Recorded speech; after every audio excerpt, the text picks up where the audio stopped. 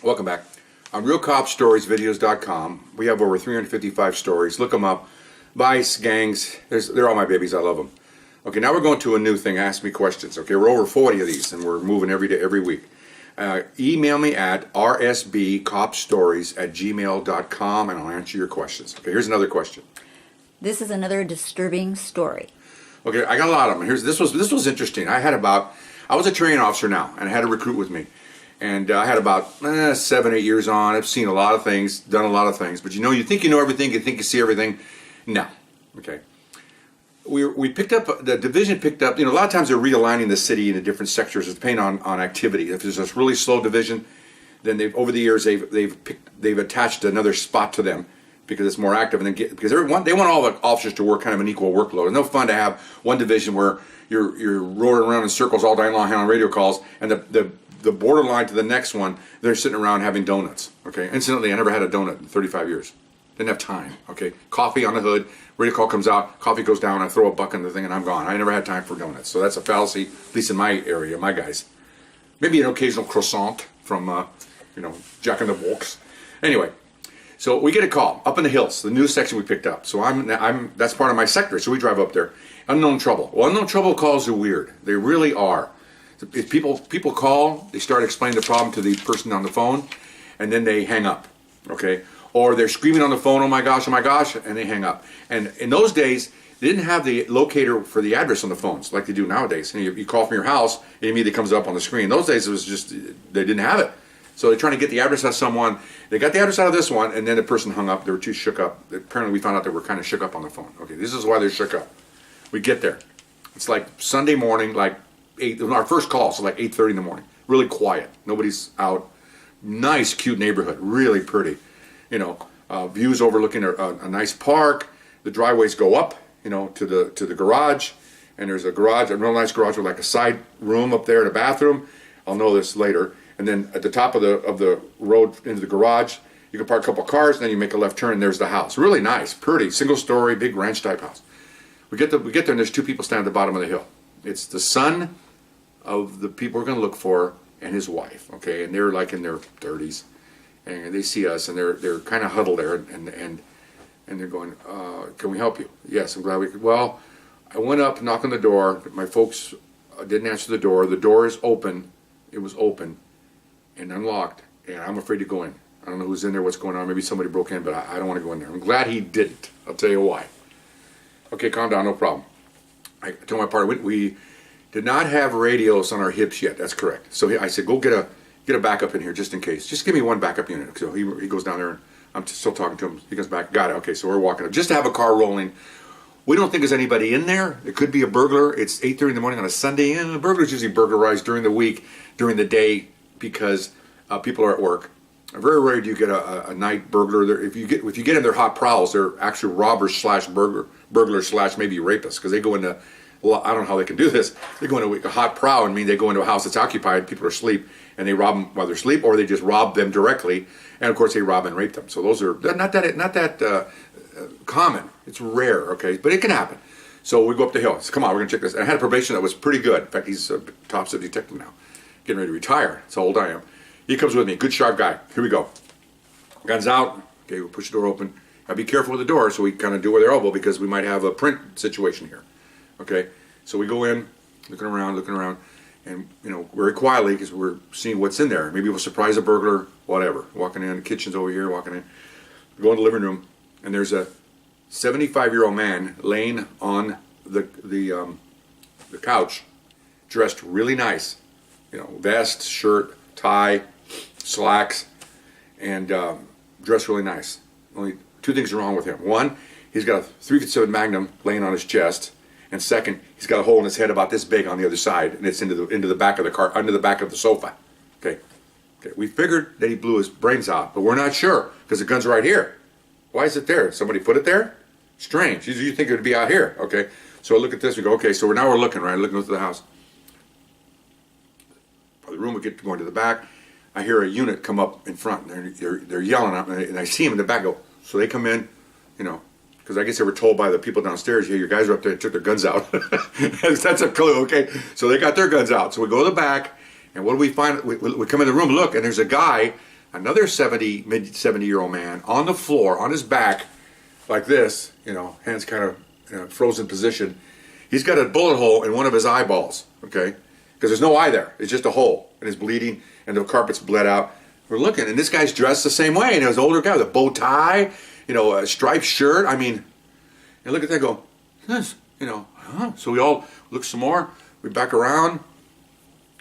It's weird. So they're down there.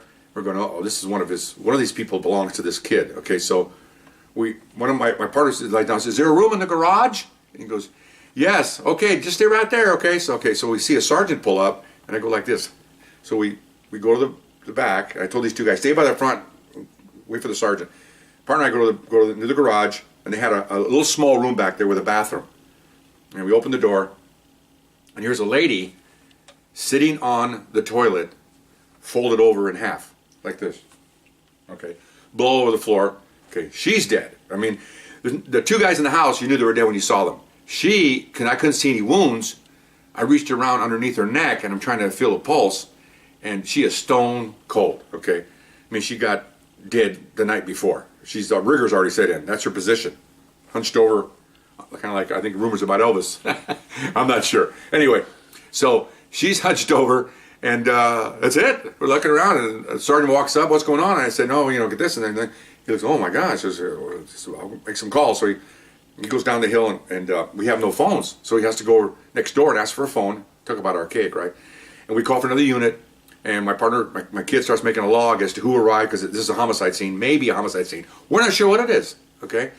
So luckily, one homicide detective lived pretty close to the border. I think he lived in Pasadena. So he got a call. He came flying down the freeway on his own car and jumps out because he's going to wind up handling this anyway. So he walks up, and the captain, our captain, which never comes out on a weekend, happened to be out there on a weekend. He rolls up. This is a big boss that handles 300, 250 guys, and so he walks up and talk about being an administrator versus being a cop. The captain walks up. How you doing, sir? He goes, hey. He looks at my kid, my recruit. You got a log started here? He's always worried about administrative stuff, okay? Not worried about what's going on in here. That's just the first thing out of his mouth. Oh, yes, sir. Oh, good. Very good. Okay. I know it's needed, but come on, man. Shouldn't you say, what's going on here? Somebody got shot? Is one of my officers involved? That's what you got to be. Oh, anyway. So that's a bean counter versus a street cop. Okay, so anyway. So then he comes over to me, and because the sergeant tells him I got here first. So I tell him what I told you. Oh, interesting. He goes, and who's here? Homicide's here? Oh, okay. Where are they at? They're in the house. Okay. So another homicide guy pulls up. He gets out, and now there's two of them in there. We're just standing outside, waiting. Okay. Cop humor's coming. Oh, my God. Okay. So we're all standing around. 6 of us there now. So the sergeant relieves 2 of the guys, go back to work, and now it's 4 of us. And as it goes on, it's not really critical.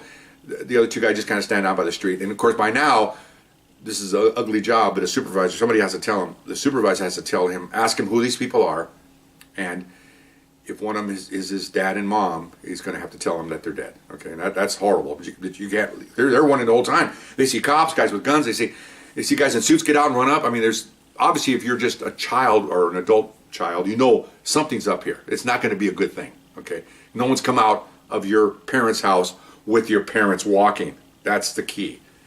So I'm listening to this, and he tells them, and he asks them who. Well, okay. Homicide detectives come out. And they're talking to the couple. They're watching them. Of course, the daughter's crying, but the son is really broken up because that's his mom and dad. Okay, so they're talking for a while, like 30 minutes, and we're just standing by waiting. And there's a beautiful '68 Caprice Chevy in the garage, brand new, black plates, beautiful condition. Looks like it never been driven. Typical old people buy a car and they don't drive it after a while, and it just sits there. Okay, so they're crying and stuff. So they go to their car and they're going to start making some arrangements. So the homicide detective comes over and he goes, and we go, what's going on? And he goes, oh man, you'll love this. What? He says, well, we found out that the parents of the kid here live here, and they had a male boarder. Okay. Apparently his dad found out that the male boarder, who was 75 years old, having an affair with his wife. So while they're getting ready to get up, or they're ready to go to bed last night, or back from an evening, the old boy gets his .357 Magnum, and while mom's in the garage doing something, he goes into that room with his buddy and blows his head off, shoots him in the head. He goes down. Then he goes outside and kills his wife. Then he lays on the couch, gets perfectly situated, and blows his brains out. And we're all of us just standing there. It's like some kind of a Woody Allen movie where everybody's, I can see 30-year-old guys and 20-year-old testosterone-filled guys, estrogen flying everywhere. Everybody's jealous and stuff. Okay, these are old people in their 70s. Okay, whoa, so then I go, well, excuse me. I said, well, what about this? How could that happen? We would assume it went like this, He goes, you'd be surprised. I've seen this before.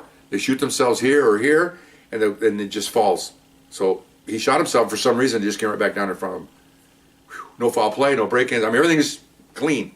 The house is immaculate shape. Beautiful home, old people's home. The old furniture and and the old drapes. I mean, nice, warm home. Ooh, I wouldn't want to be the realtor and have to sell that bad boy. Anyway, the question they ask you, has anybody died in here? The next one would be, how many people have died in here? It got to be haunted. Okay, so anyway, the captain leaves. We're standing there, and the couple that were mourning, they're gone to get some coffee and make some phone calls, and they have to, calm them down a little bit. We're standing by till they get back and waiting for the coroner. He has to sign off on these people, so we're waiting for the coroner. A couple hours go by, and so we're standing there, and one of the officers that shows up looks up and he goes, man, that's a really nice car. And I go, yeah, boy, it looks like an original. I was walking around it. It's got 1,000 miles on it or something like that. Some real low mileage. He goes, man, we're looking at it. He goes, I wonder if they want to sell it. I go, what? He goes, well, the parents don't need it. Oh, come on, man. Gee, buddy, Christmas. And then my other partner, my recruit goes, yeah, I wonder what kind of a deal you can get on that car. You guys, stop it. Okay, this is not, don't let them hear that. That's not very nice. I go, yeah, but look at the car. It was mint. I mean, like right off the factory showroom. Wow, okay. You get that for a bargain. You get that for, in those days, even $15,000 would be a bargain because it hasn't been touched. It's a 68 Chevy. It's beautiful shape. I mean, really. Anyway, nowadays, probably worth like $60,000. Who the hell knows? Anyway, so I'm looking over there because I'm kind of chuckling too. That's pretty funny. So anyway, it's terrible. So anyway, the coroner came. Once the coroner's there and the people are there, and then our job is done. We're just there to make sure nobody breaks in, obviously all that good stuff. Once the coroner's there and other civilians came, there were family members, and now they can do with the house as they please. Obviously, it's their house or the son's house, whatever. Not my problem. So they thanked us, and we thanked them, and they calmed down a little bit. It's like 3 hours later now, 3.5 hours later, since we got the call. And so that was it. I never saw them remove the bodies. Didn't want to. It's not my concern because I've done my job, check the house, protect the scene, console the survivors, and then basically leave. That's all we're supposed to be doing. So it was interesting. So we drove around, and we're driving back down the hill, and my partner goes, man, that was something else.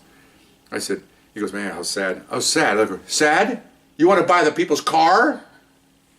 And we just kind of chuckle. That's cop humor, man. We just keep on going. That's it. I mean, I'm sorry, but reality, you want to ask them now because somebody else might buy it. That's all you could do. It's terrible. Poor bodies aren't even cold yet. Well, actually, they were cold. But anyway, beside the point. So anyway, interesting, disturbing thing about how, they're not 25-year-olds. They're 70-year-olds. They found out maybe they had an affair. Who the hell knows? They're all dead now. So interesting. Apparently it was his best friend. They roomed there for a while. Got a room and all that. And I guess he was cheating on. She was cheating on him. He was cheating on her. Whatever you want to call it. Interesting.